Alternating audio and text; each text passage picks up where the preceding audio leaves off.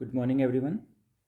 आज की क्लास में हम देखेंगे भौतिक भूगोल के मुख्य भागों को, major divisions of physical geography. पिछले क्लासेस में हमने देखा भौतिक भूगोल का नेचर और स्कोप क्या था। तो जो मेजर डिवीजन्स हैं भौतिक भूगोल के, उसको हम देखते हैं चार भागों में। पहला है आपका स्थलमंडल, फिर है वायुमंडल, फिर है जलमंडल और एक है आपका जयमंडल। ठीक है। लिथोस्फीयर, जिसको हम पढ़ेंगे जियोमॉर्फोलॉजी में,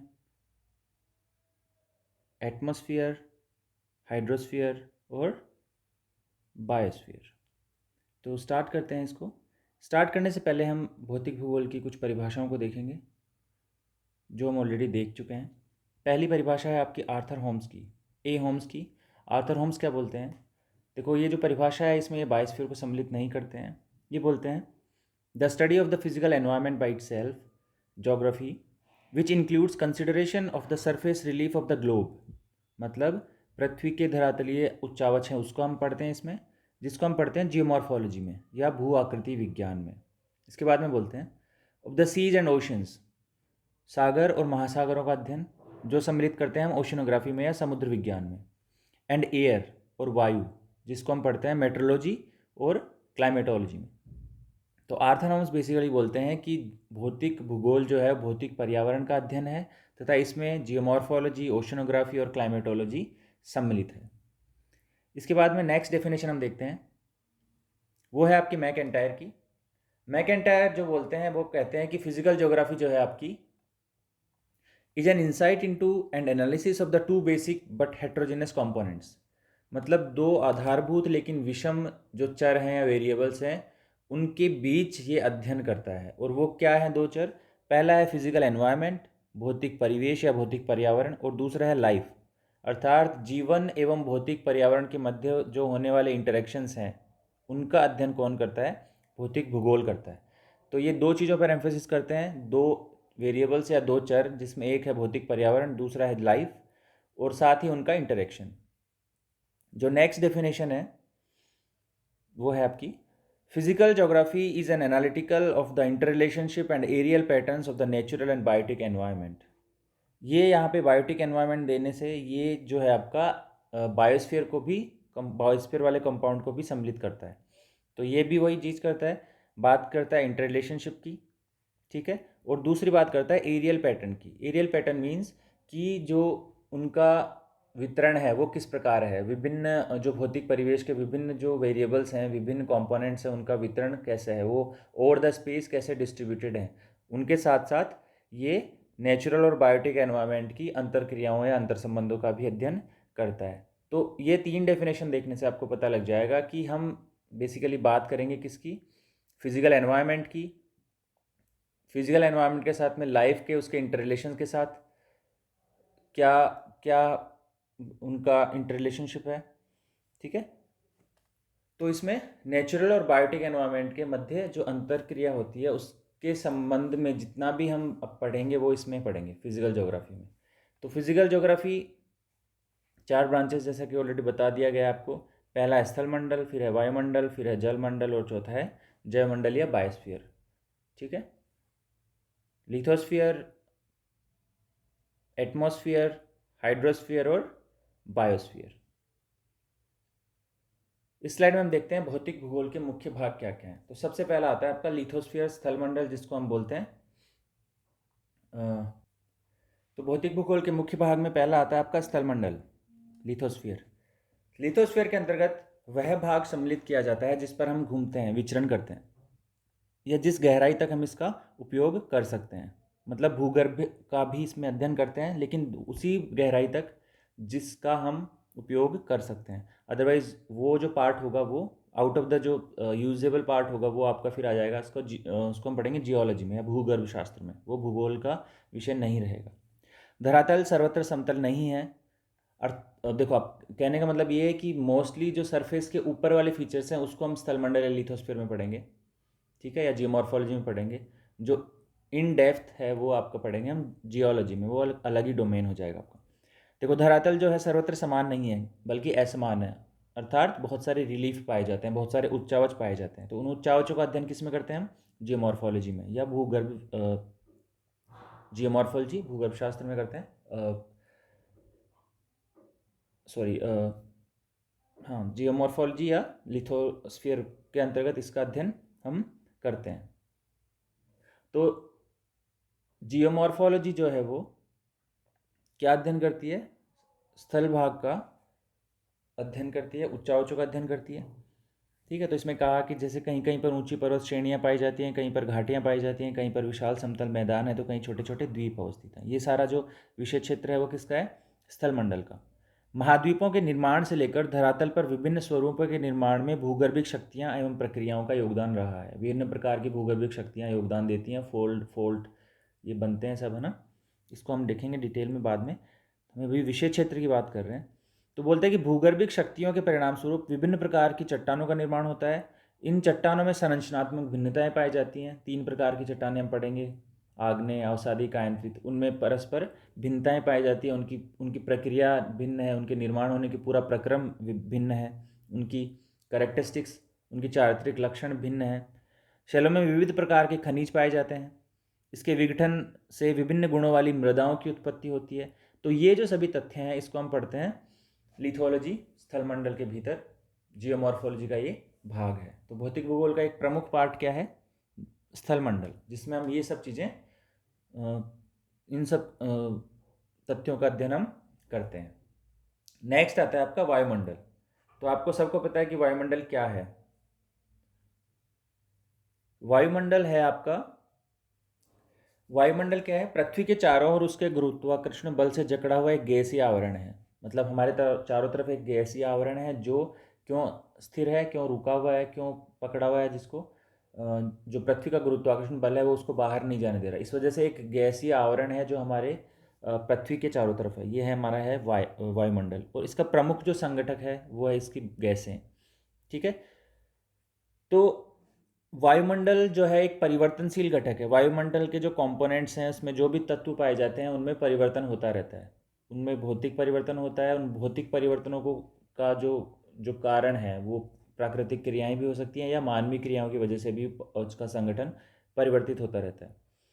तो इसकी वजह से क्या होता है कि मौसम और जलवायु में परिवर्तन होता है। इन संगठनों में परिवर्तन की वजह से या पृथ्वी की गतियों की वजह से मौसम एवं जलवायु में परिवर्तन होता है। मौसम क्या है आपका? मौसम अल्पकालिक परिस्थिति को बोलते हैं।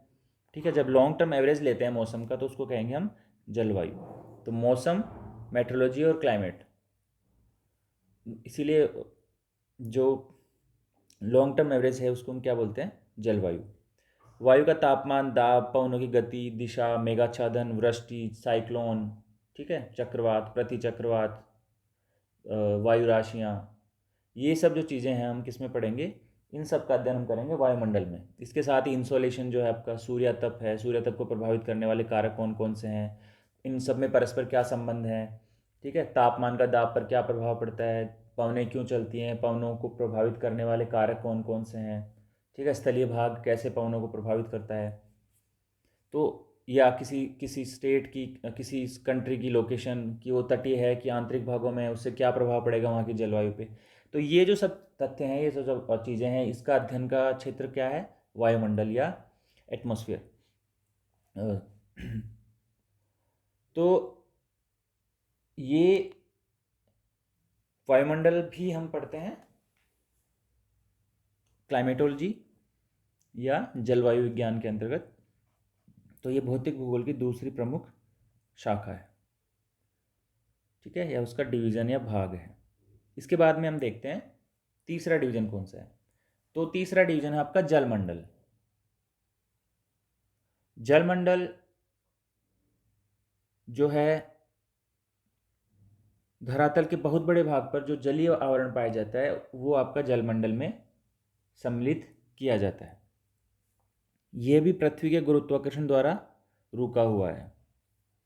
ठीक है, अब विभिन्न प्रकार के जो जलीय भाग हैं उनका संगठन भी भिन्न भिन्न पाया जाता है। साथ ही जब आप जलमंडल की बात करते हो तो आप जो वितरण देखते हो जल के गुणों का या जो जल के कैरेक्टर्स का, वो हम दो तरह से देखते हैं। पहला देखते हैं क्षैतिज रूप से और दूसरा देखते हैं लंबवत रूप से। ठीक है, तो इसमें इनके कैरेक्टर्स में क्षैतिज और लंबवत दोनों प्रकार से भिन्नताएं पाई जाती हैं। इसी प्रकार जलमंडल में भी विभिन्न प्रकार की गतियाँ होती हैं, जैसे लहरें बनती हैं, धाराएं बनती हैं, ज्वार भाटा की उत्पत्ति होती है। तो ये जो गतियाँ हैं जिनकी वजह से ये क्रियाविधियाँ होती हैं, इन क्रियाविधियों का अध्ययन भी हम जलमंडल में करते हैं। साथ ही जो जलमंडल है वो संसाधनों का एक प्रमुख स्रोत है। संसाधन यहाँ पर जैविक संसाधन और अजैविक संसाधन दोनों ही पाए जाते हैं। तो ये इन सभी तथ्यों का अध्ययन हम करते हैं जलमंडल के भीतर या हाइड्रोस्फीयर के अंतर्गत। ठीक है, अब जो लास्ट बचता है आपका वो है आपका बायोस्फीयर या जैवमंडल। देखो, स्थलमंडल, वायुमंडल और जलमंडल हमने देख लिया है। इन तीनों मंडलों में अनेक प्रकार के जीव पाए जाते हैं। विविध प्रकार के पादप, जीव जंतु और स्वयं मानव भी जैवमंडल का एक प्रमुख अंग है। मानव एवं उसकी क्रियाओं के क्षेत्रीय प्रारूप के अध्ययन हेतु एक अलग शाखा मानव भूगोल है। इसके अतिरिक्त जो भी कुछ है वो हम पढ़ते हैं जैवमंडल में। अतः मानव भूगोल के अतिरिक्त भौतिक भूगोल में, मतलब मानव को छोड़ दो आप, तो भौतिक भूगोल में मानव को छोड़कर सभी प्रकार के पादप और जीव जंतुओं का अध्ययन सम्मिलित किया जाता है। ठीक है, तो ब्रॉड लेवल पे, क्योंकि मानव मानव और पर्यावरण का संबंधों का अध्ययन करने के लिए मानव भूगोल एक अलग ब्रांच है। इसके अतिरिक्त जो भी है वो सब हम किस में पढ़ते हैं? बायोस्फीयर में। ठीक है, इकोसिस्टम, न्यूट्रिएंट साइकिल्स, ये सब हम किस में पढ़ते हैं? जैवमंडल में। तो देखने की बात यह है कि जो चारों मंडल हैं वो एक दूसरे से जुड़े हुए हैं। जैसे आप बात करो जैवमंडल में न्यूट्रिएंट साइकिल की या पोषण चक्र की, तो पोषण चक्र में जो न्यूट्रिएंट्स हैं, जो तत्व हैं, वो आपको कहाँ से मिलते हैं? स्थल मंडल से। ठीक है, या वायुमंडल से। जैसे आप ऑक्सीजन चक्र की बात करोगे तो ऑक्सीजन आपको जैविक पदार्थ, जीवीय पदार्थों से ऑक्सीजन का निष्कासन होता है, लेकिन वायुमंडल में भी विभिन्न प्रकार की गैसें हैं जिनके मध्य अंतरक्रिया होती है तथा उसका रीडिस्ट्रीब्यूशन होता है। जैसे आप बात करोगे फास्फोरस चक्र की, तो फास्फोरस चक्र का प्रमुख स्रोत जो है वो आपकी रॉक से चट्टाने हैं। वो कहाँ मिलेंगी आपको? या तो आपको स्थल मंडल पे मिलेंगी या आपको जल मंडल में मिलेंगी। तो उनका जो साइक्लिंग होता है या रिसाइक्लिंग होता है, उसमें ये चारों आपके सम्मिलित होते हैं। तो कहने की बात यह है कि जितने भी ये जो डिविजन्स हैं, जो भौतिक भूगोल के चारों अंग हैं, स्थलमंडल, वायुमंडल, जलमंडल और जैवमंडल, इनकी परस्पर अंतर्निर्भरता है और अंतर संबंध है। ठीक है, जैसे एग्जाम्पल एक और लेते हैं इसमें जो दिया गया है। उदाहरण के लिए मृदा शैलों के विघटन से बनती है। मिट्टी जो बनती है कैसे बनती है? चट्टानों के विघटन से। इनके कणों के मध्य रिक्त स्थान में क्या पाया जाता है? वायुमंडलीय गैसें पाई जाती हैं। ठीक है, इसके साथ ही मिट्टी में जल की आर्द्रता भी होती है, जलीय अंश भी पाया जाता है। साथ ही कई जीवित और मृत जीव भी मृदा में पाए जाते हैं। तो कहने का मतलब ये है कि मृदा एक एज ए सिस्टम, जब बात करेंगे मृदा में, मृदा को एक तंत्र की भांति लेंगे तो उसमें चारों ही मंडल उसमें उपस्थित होते हैं। वायुमंडल में असंख्य धूलकण होते हैं, उन पर भी पानी की बूंदें जमी होती हैं जिनके ऊपर बीजाणु, जीवाणु, विषाणु आदि पाए जाते हैं। अर्थात वहाँ पर भी आपको बायोस्फीयर या जैवमंडल मिलता है। इसी प्रकार जलमंडल में विशाल मात्रा में तलछट, घुलनशील गैसें और विविध प्रकार के पादप और जीव जंतु पाए जाते हैं। साथ ही जलवायु पर ऋतु अपक्षय या वेदरिंग, वनस्पति आदि की निर्भरता भौतिक भूगोल के चारों अंगों की परस्पर अंतर्निर्भरता को दर्शाती है। ठीक है, तो भौतिक एंड ऑफ द इसका जो एंड कंक्लूजन है वो ये है कि भौतिक भूगोल के जो चारों भाग हैं, चार मुख्य भाग हैं, वो परस्पर एक दूसरे से संबंधित हैं, परस्पर अंतर संबंधित हैं। ठीक है, तो ये आपका हो गया